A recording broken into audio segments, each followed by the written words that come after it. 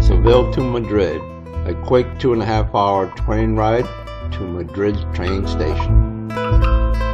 At the train station, we grab a taxi and head to our hotel. From our hotel room, we can see the buildings across the street and a view of the city.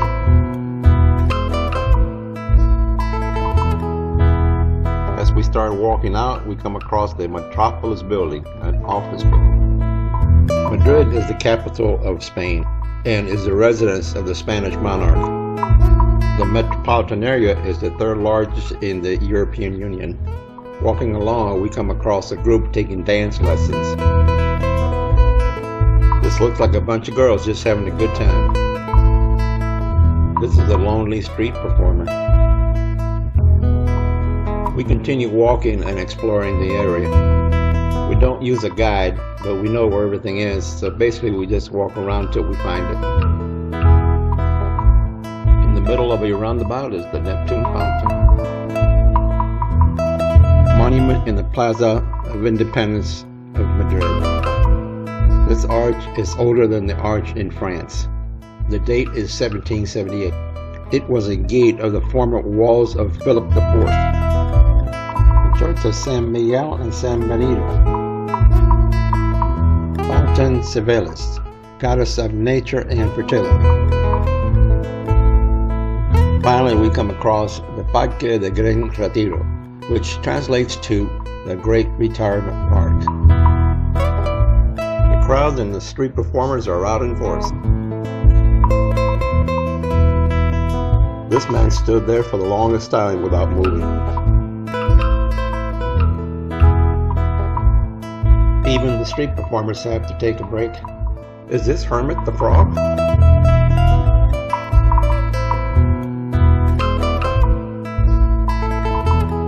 The park was constructed between 1630 and 1640.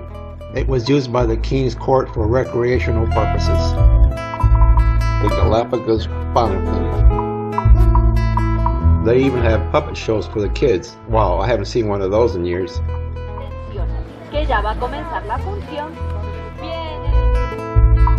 We came across the Palacio Velasquez. This is a museum inside the park itself. This is one of the very few museums that we went into.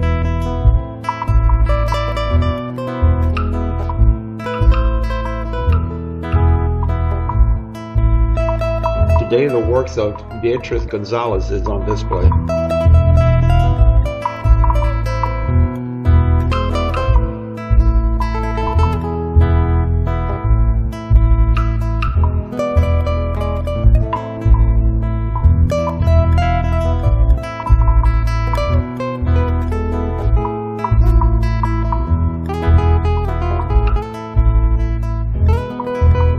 To the north entrance, we found this artificial pond. Next to it is the monument to King Alfonso XII. Here you can rent a boat and row yourself around the pond. In the distance we can see what looks like the Crystal Palace. The Crystal Palace was built in 1887. This is where Walt Disney got the inspiration to build a Crystal Palace at Disney World.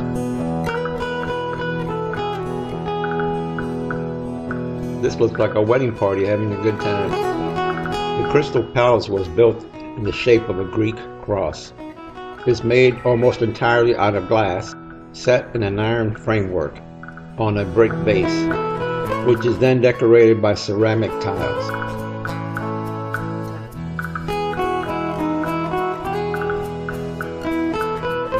The palace has its own pond with ducks and turtles and fish. From the other side of the pond, you can get a beautiful view of the Crystal Palace. We saw a lot of turtles and pigeons and all kinds of birds sunning themselves.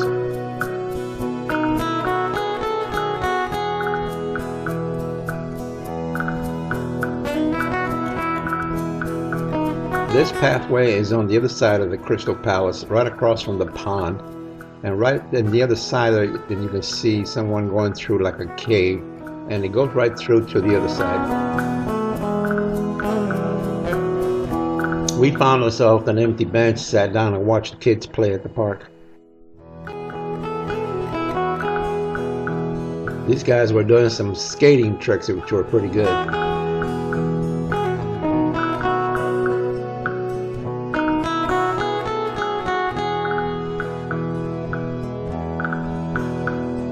The park is around 350 acres and has around 15,000 trees. The park belonged to the Spanish monarchy until the 19th century, when it became a public park. What a great place to do your knitting. Exhausted, we decided to leave the park. We came across a number of fountains outside the park and restaurants.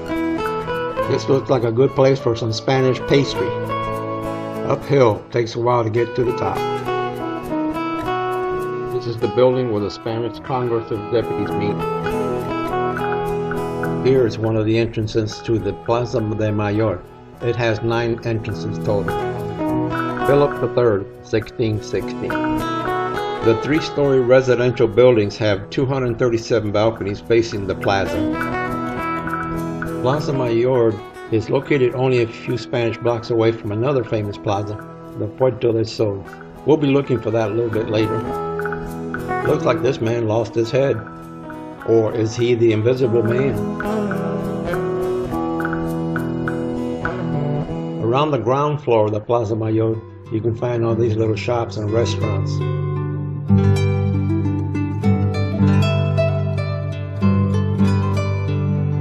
I think it's time to stop for lunch. If you can't find what you want here, I don't think you'll find it anywhere in Spain.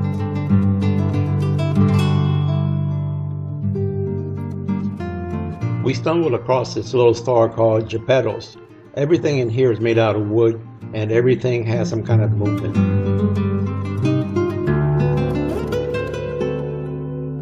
Look at what we found in Madrid, a steak and shake. We're gonna have to try it. I love the name of this bus, Chaos. We continue walking towards the Royal Palace. The Royal Palace is the official residence of the Spanish royal family in the city of Madrid. Several rooms in the palace are open regularly to the public except for when there are state functions. We bought skip-the-line passes before we got here to get into the palace, but the royal family was there, we couldn't get in.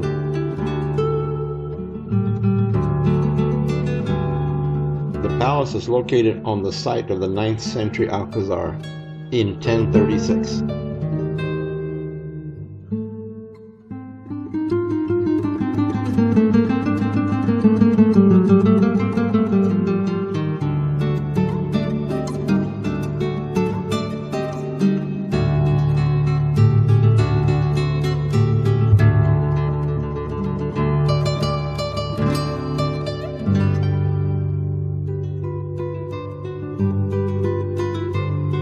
The cathedral is across the plaza on the other side of the Royal Palace. The construction of this cathedral began in 1879. The cathedral was not completed until 1993. This is the second entrance door to the cathedral, which is made entirely out of bronze.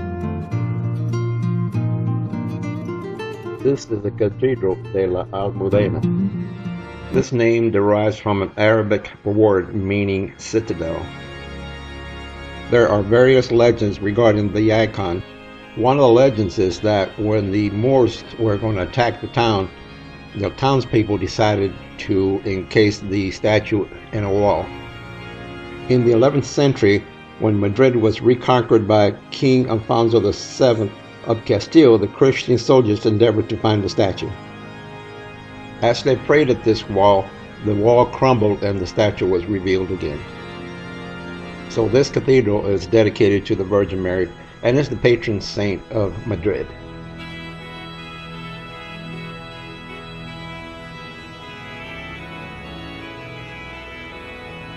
The neo-Gothic interior is uniquely modern. with chapels and statues of contemporary artists.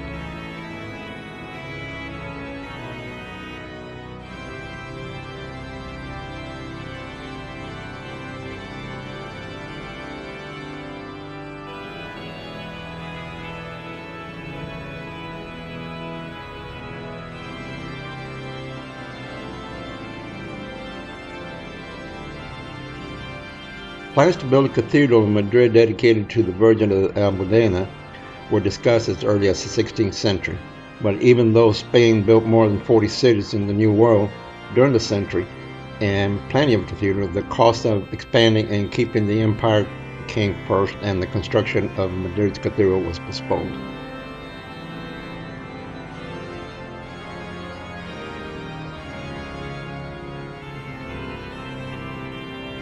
This cathedral was built on the site of a medieval mosque. So far from what I've seen in Spain, a lot of the cathedrals were built right on top of the old mosque.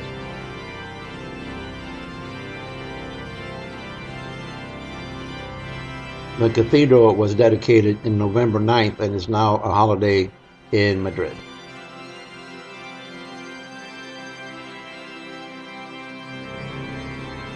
There are stairs on both sides of this altar so you can get real close to the statue of the Virgin Mary.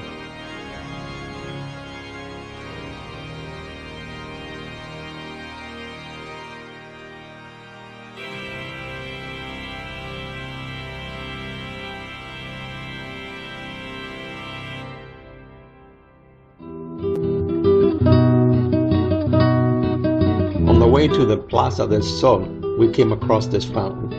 I slowed down the video so you can see if you can read what the water coming down from the top there says.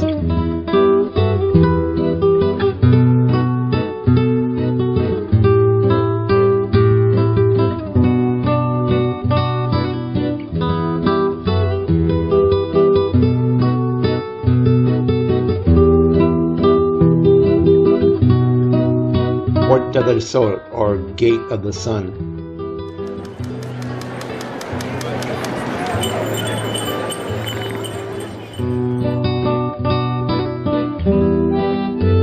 Even Mickey Mouse comes here.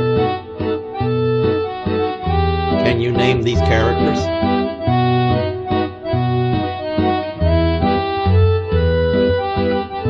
Puerta del Sol is a public square in Madrid, one of the best known and the busiest places in the city.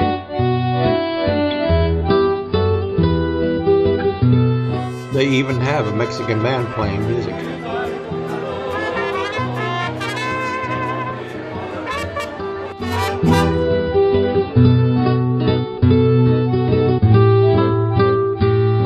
This is the center of the radial network of Spanish roads.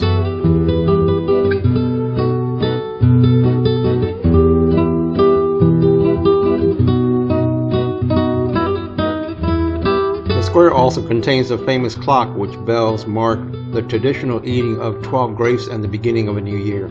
The plaza was very busy, and this was only a Friday. So we strolled down one of the streets where a bunch of restaurants were located, headed back to the hotel. Uh-oh, I think it's dinner time. Where do you want to eat? You want to eat here? It looks like everybody is out today, and it feels like it's getting colder.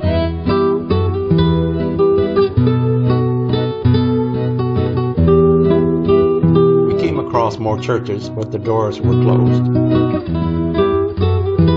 This beautiful building is the Spanish Ministry of Agriculture. As we walked through some of the side streets, we started to realize that the sun was starting to set.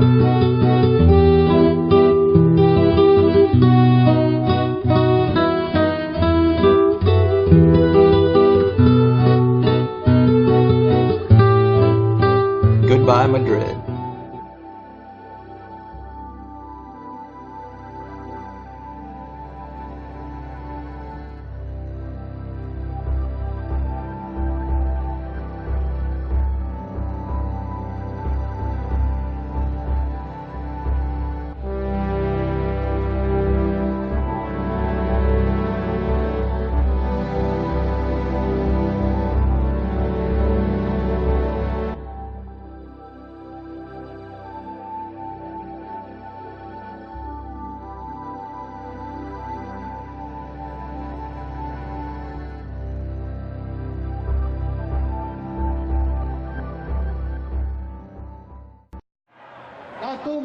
We signed up with our State Department, and 2 days before we got here, we had a message from them that there was going to be a demonstration in the area that we were staying in.